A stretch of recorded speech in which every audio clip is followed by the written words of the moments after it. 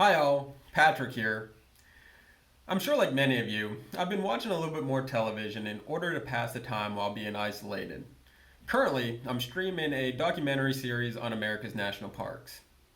So, I have a soft spot for the national parks and our National Park Service in general. For those who don't know me, before coming to the Westmoreland, I worked as a National Park Service ranger for a National Historic Site on the eastern side of the state. I wore the green pants, the gray shirt, and of course that iconic straw hat. Now, here at the Westmoreland, we feature a couple national parks in our permanent collection, notably Joseph Pennells View of the Grand Canyon and Thomas Moran's Tower Falls and Sulphur Mountain Yellowstone National Park. Now, all of that got me thinking about an early 20th century marketing campaign titled See America First. So, with that, let's see America first.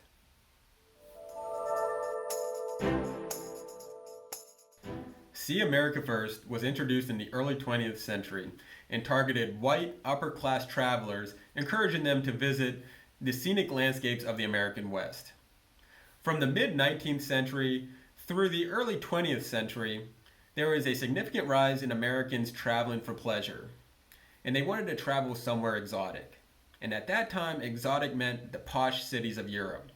And they spent hundreds of millions of dollars annually just doing that.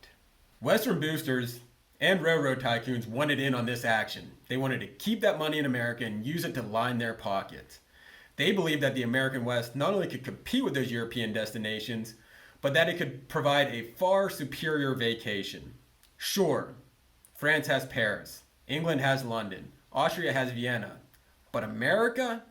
We have Yosemite, the Grand Canyon, Mount Rainier, Sequoia.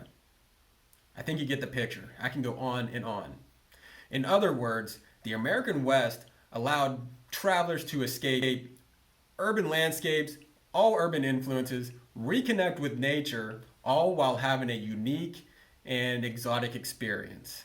As railroads and later on highways bisected the country, travel was easier, cheaper, and faster than ever before. Transcontinental travel allowed Americans to shed European influences found in the East and to experience their own manifest destinies of conquering and exploring the American frontier, much like their ancestors did before them.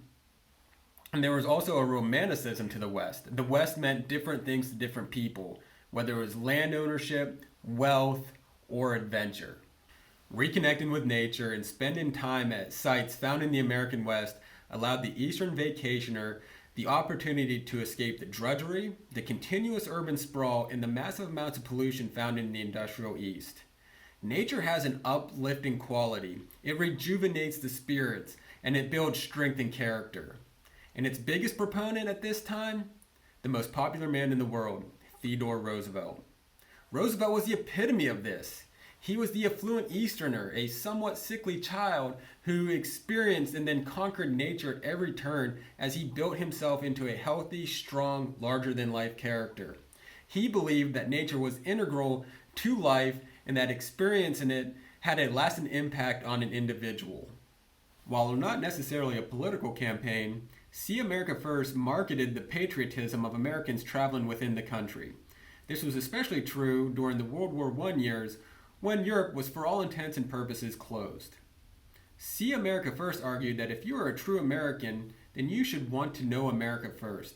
You should want to experience the geography firsthand before traveling anywhere overseas. With this knowledge, with this experience, See America First argued, you become a well-rounded American citizen and patriot.